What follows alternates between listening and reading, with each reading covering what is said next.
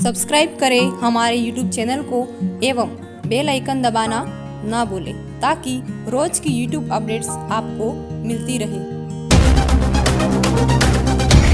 तो चलिए अब करते हैं अपना अगला सवाल, सवाल नंबर 2। तो सवाल नंबर 2 में यहाँ पर 3 टाइप के सवाल है, 3 अलग अलग। तो उसमें से मैं आपको 2 करवाऊंगा। उसमें से एक सवाल जो है, दूसरा सवाल, वो आपने जो पहला सवाल किया है उसी के टाइप का, सिर्फ थोड़ा सा फर्क है कि उसमें 5 माइनस रूट 3 दे रखा था और इसमें दे रखा है 6 प्लस रूट 2। तो आपको ध्यान रखना है कि रूट वाली संख्या को प्लस में ही एक तरफ रहने देना और उसकी जो एक्स्ट्रा संख्या है उसको दूसरी तरफ ले लेना।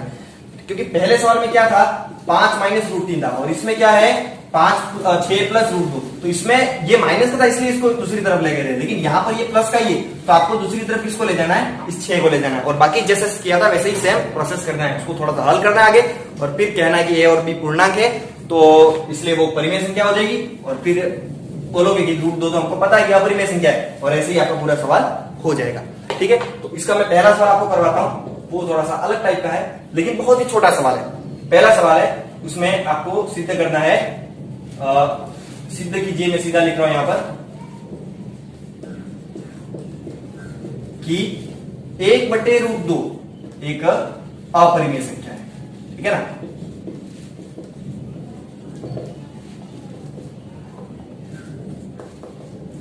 तो 1/√2 एक अपरिमेय संख्या है तो आपको सेम प्रोसेस मान लेना है वापस कि माना 1/√2 एक परिमेय संख्या, आपने उल्टा मान लिया फिर से। ठीक है, अब परिमेय मान लिया तो फिर से वही काम कि ये किसके रूप का होगा, a/b रूप का, क्योंकि परिमेय संख्या p/q है, a/q रूप की होती है। तो इसलिए 1/2 बराबर क्या हो जाएगा, a/b। ठीक है, ये a/b हो गया, जहां b बराबर क्या नहीं होना चाहिए, 0 नहीं होना चाहिए। अब इसमें थोड़ा सा काम करना है आपको, इसकी साइड बदल दो, मतलब अंश को हर में ले जाओ, हर को अंश में ले जाओ तो दोनों तरफ ऐसा हो जाएगा, मतलब उलट देना आपको। 1/√2 को आपको क्या करना है, √2/1 कर देना है। इधर भी क्या हो जाएगा, b/a हो जाएगा। ठीक है, दिख रहा है आपको, इधर हमने बदल दिया, अंश को हर में और हर को अंश में कर दिया, तो इधर भी क्या हो जाएगा, हर अंश में और अंश हर में। तो देखिए अब √2/1, किसी में भी एक का भाग लगाओ वापस क्या आता है, वही संख्या आती है। तो √2 में एक का भाग लगाओगे वापस क्या आएगा, √2 और नीचे क्या हो जाएगा, इधर क्या हो जाएगा, b/a। अब देखिए b और a क्या है, हमने पहले ही कहा था पूर्णांक है, लिखेंगे चूंकि a व b क्या है, पूर्णांक है। ठीक है, तो इसलिए b/a क्या होगी, एक परिमेय संख्या होगी। b/a एक रूप है, हमको दिख रहा है परिमेय, p/q रूप परिमेय संख्या है होगी। लेकिन परंतु यहां पर हमको पहले से पता है कि √2 तो क्या है, अपरिमेय, हमने पहले ही सिद्ध करके रखा है, परंतु √2 एक अपरिमेय संख्या है। तो यहां पर फिर से क्या हुआ, विरोधाभास हुआ कि नहीं हुआ, विरोधाभास। तो लिखेंगे क्योंकि यहां विरोधाभास का कारण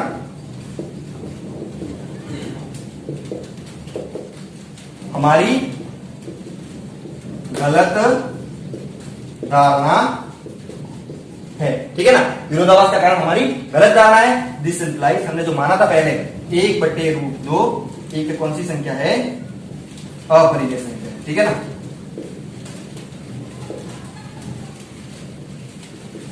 ये आपने सिद्ध कर दिया। ठीक है, तो इस तरह से आपको ये सवाल करना, बहुत ही छोटा सवाल था तो इसको आप जल्दी से नोट कर लें। और इसके बाद हम बढ़ते हैं अपने एक और सवाल की ओर, तो वो है दूसरे का तीसरा सवाल।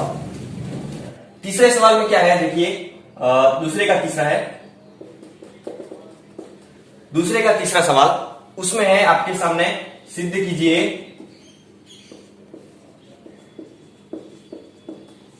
कि 3√2 कितना है, 3√2 एक अपरिमेय संख्या है। ठीक है, ये भी एकदम छोटा सवाल ही है।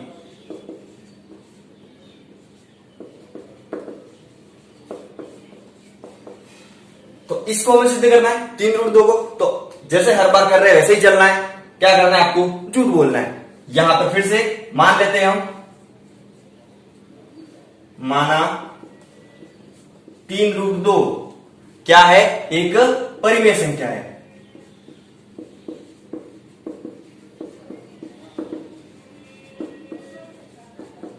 ठीक है, हमने क्या मान लिया कि 3√2 एक क्या है, परिमेय संख्या है। अब ये परिमेय संख्या है तो ये किस रूप की होनी चाहिए, P/Q रूप या फिर A/B रूप, तो इसको भी वैसे ही लिखेंगे। इसलिए 3√2 बराबर क्या हो जाएगा, A/B, जहां पर B बराबर क्या नहीं होना चाहिए, 0 नहीं होना चाहिए। अब देखिए 3√2 बराबर A/B है। अब देखिए पिछले सवाल में हमने क्या किया था, 1/√2 था तो √2 को एक तरफ ले गए थे, बाकी संख्या को एक तरफ रहने दिया था। लेकिन इससे पहले वाले सवाल में क्या किया था, 5 माइनस √3 था तो √3 यहां पर माइनस का था जिसको दूसरी तरफ ले गए थे और बाकी A और B को इस तरफ ले आए थे और रूट वाली संख्या को सिर्फ एक तरफ कर दिया था। ठीक है, तो एक साइड में रूट वाली संख्या क्या होनी चाहिए, अकेली होनी चाहिए। तो यहां पर देखिए रूट वाली संख्या के साथ क्या है, 3 है, तो इस 3 को अगर यहां से हटा दे हम तो यहां पर सिर्फ क्या बच जाएगा, √2 बच जाएगा। तो देखिए अगर 3 है यहाँ पे तो 3 किस रूप में है, तो 3 √2 के साथ गुणे में है। ठीक है, गुणा हो रहा है यहाँ पे, तो गुणा हो रहा है जिसको यहां से पक्षांतर करेंगे, बाई में करेंगे तो ये 3 यहां से गुणे में है तो इधर कहा जाएगा, भाग में। तो यहां पे क्या हो जाएगा, √2 बराबर A/, अब ये 3 नीचे आ गया भाग में और नीचे B भी है तो साथ में यहाँ पे क्या रहेगा, B भी रहेगा। तो यहां पर क्या हो गया, √2 बराबर A/3B। अब फिर से वही बात, चूंकि A व B क्या है, पूर्णांक है, हमको पता है, हमने पहले ही बोल दिया A व B क्या है, पूर्णांक है। ठीक है, इसलिए A/3B एक क्या होगी, परिमेय संख्या होगी, क्योंकि हमको पता है P/Q रूप यहां पर भी दिख रहा है, A/B रूप इस टाइप का, तो ये भी क्या होगी, एक परिमेय संख्या होगी, क्योंकि पूर्णांकों से क्या बनेगी, परिमेय संख्या। अब देखो इधर तो देखने पर दिख रहा है कि A/3B परिमेय संख्या है, लेकिन इधर देखो क्या है, √2, और ये तो हमको पहले से ही पता है कि √2 कौन सी संख्या है, अपरिमेय संख्या। तो हम लिखेंगे परंतु √2 एक क्या है, अपरिमेय संख्या है। कौन सी संख्या है,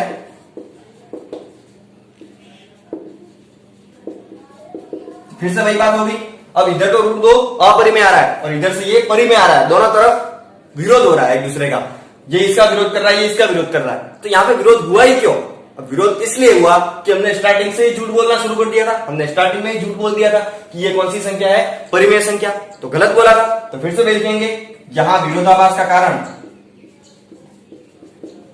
यहां पर विरोध हो रहा है, विरोधी का आभास हो रहा है, तो विरोधाभास का कारण क्या है, हमारी गलत धारणा है, हमने जो सोचा था वो गलत सोचा था। तो इसलिए यहां पर क्या लिख सकते हैं, दिस इम्प्लाइज 3√2 एक अपरिमेय संख्या है। ठीक है, तो इस तरह से ये सवाल भी सिद्ध हो गया। तो देखिए यहां तक तो हमने कर ही लिया है, तो चलो साथ ही साथ एक ही सवाल बच रहा है तो वो भी कर लेते हैं और इसी तरह से इस क्लास को समाप्त कर देंगे। इस तरह से आपकी 2.3 प्रश्नावली क्या हो जाएगी, समाप्त हो जाएगी। तो इसमें जो भी सवाल बच रहे हैं तो वो आपको कर देने, इसमें ज्यादा नहीं, एक ही सवाल छोड़ा है मैंने और एक आध दो उदाहरण है इसके आगे, एक दो उदाहरण छूट रहे, एक तो √3 के लिए मैंने आपको कहा था और साथ ही साथ एक और उदाहरण है उसको भी आप करो। तो ये जो लास्ट वाला मैं एक सवाल करवाऊंगा उससे आपका जो एक उदाहरण है उसी टाइप का है तो वो भी हो जाएगा। ठीक है, तो इस सवाल को आप जल्दी से नोट कर ले, फिर हम बढ़ते हैं लास्ट तीसरे सवाल की ओर, तो उसको उतार लीजिए आप। तो चलिए देख लेते हैं कि हमारा लास्ट तीसरा सवाल क्या कह रहा है। तीसरे सवाल में क्या है, तो तीसरे सवाल में ये लिखा है कि यदि P और Q अभाज्य धनात्मक पूर्णांक है, क्या है, यदि P और Q अभाज्य, ठीक है, अभाज्य संख्या है, अभाज्य है और क्या है, धनात्मक पूर्णांक है। ठीक है ना, धनात्मक मतलब प्लस की संख्या है और पूर्णांक है, धनात्मक पूर्णांक है, तो सिद्ध कीजिए कि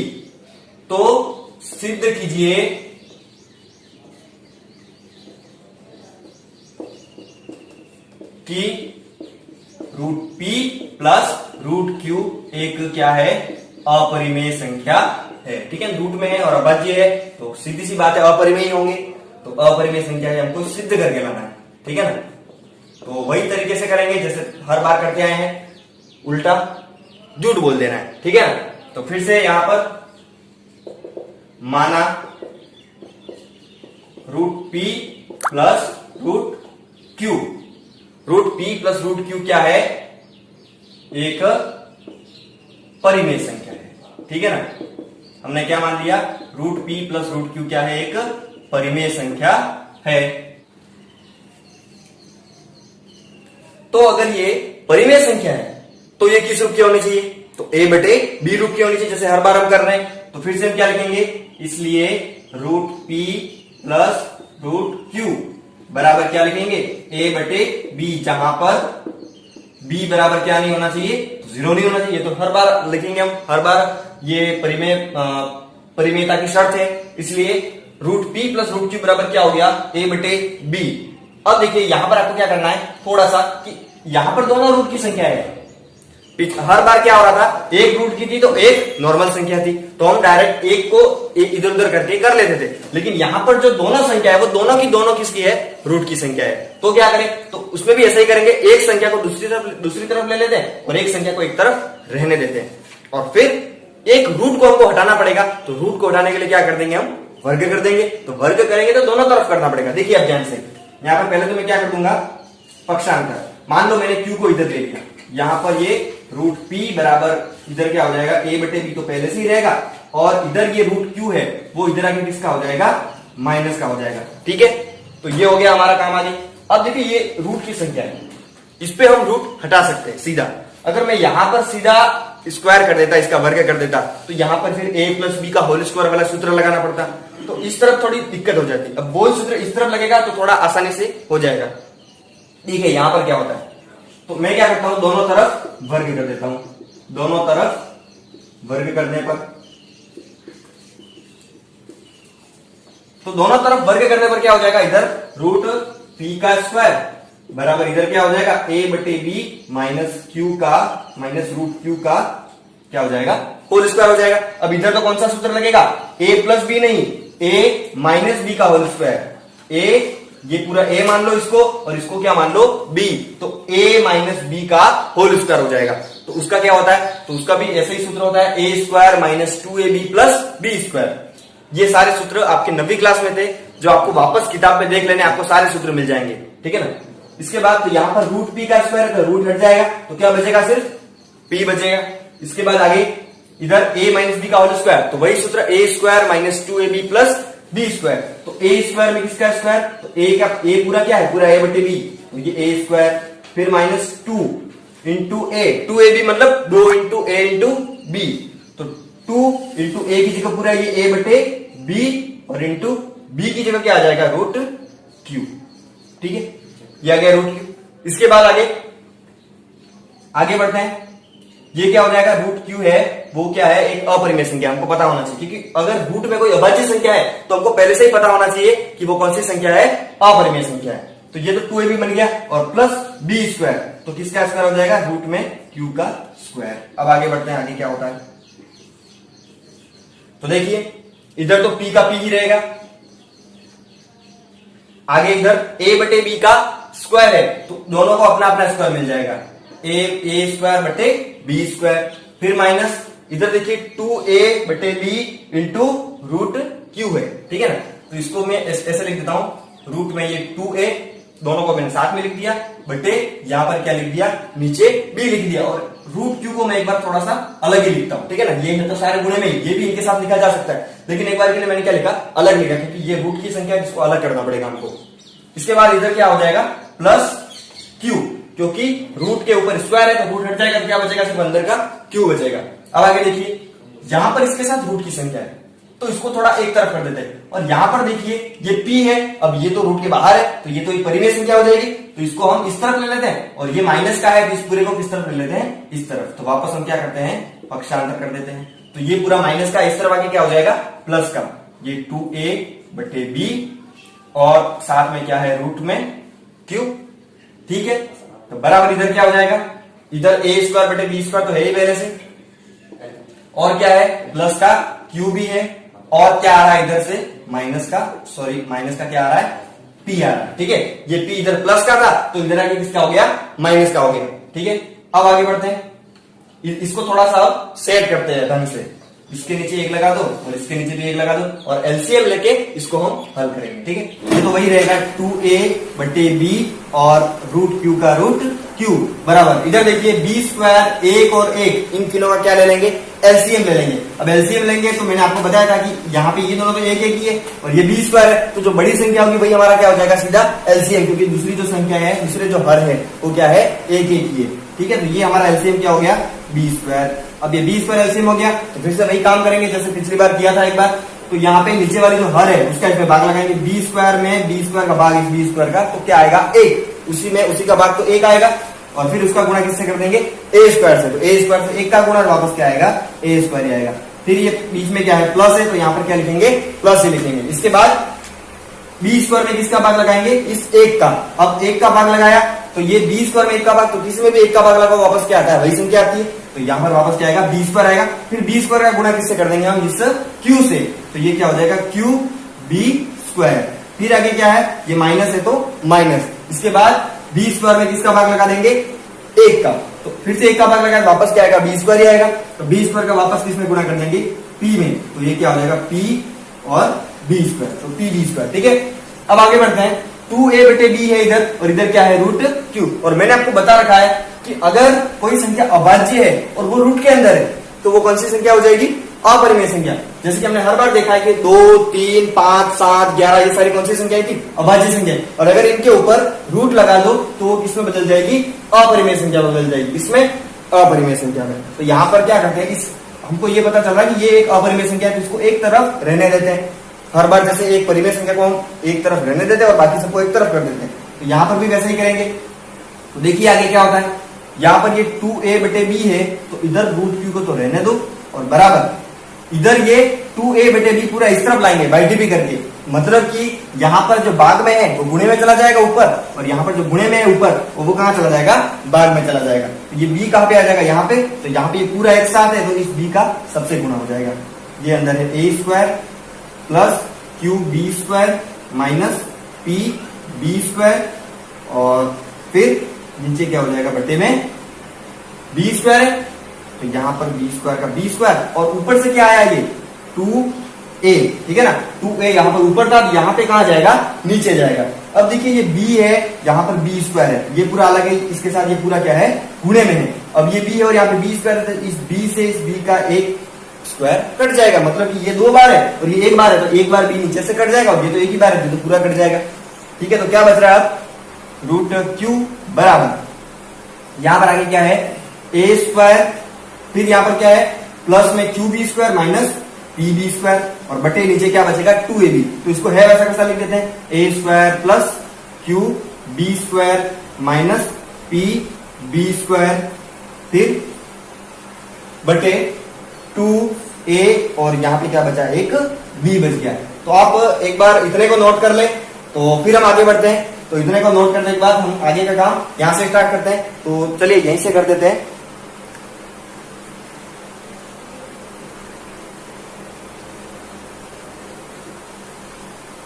आप वीडियो थोड़ा सा रोक के भी उतार सकते हैं, तो वीडियो रोक के उतार लें, ठीक है ना, यहाँ पर, क्योंकि मैंने जल्दी से मिटा दिया इसको।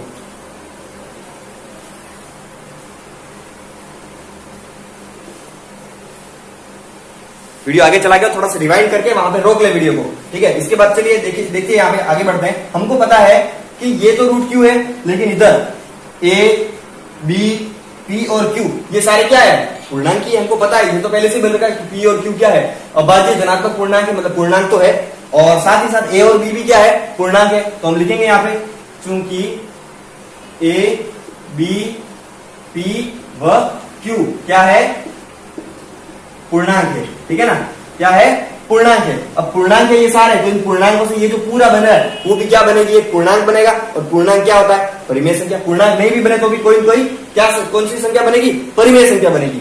तो हम लिखेंगे इसलिए क्या है यहाँ पर, A square plus Q B square minus P B square बटे 2ab ये आ रहा है हमारे पास। तो अब ये जो है ये पूरा क्या हो जाएगा, एक परिमेय संख्या होगी, ठीक है ना। अब ये तो परिमेय संख्या है, लेकिन इसके बारे में क्या कहे, परंतु Q एक अभाज्य संख्या है।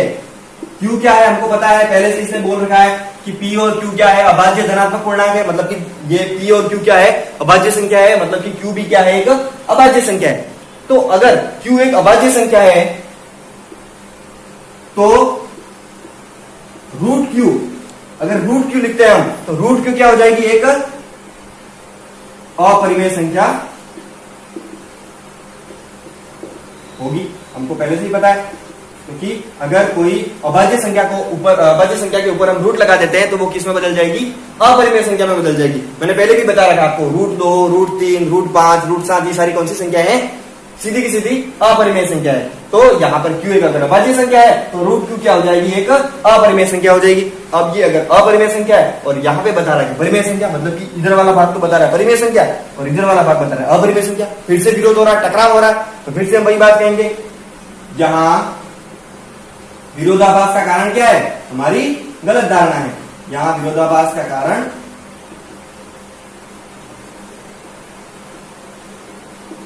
गलत धारणा है, ठीक है ना।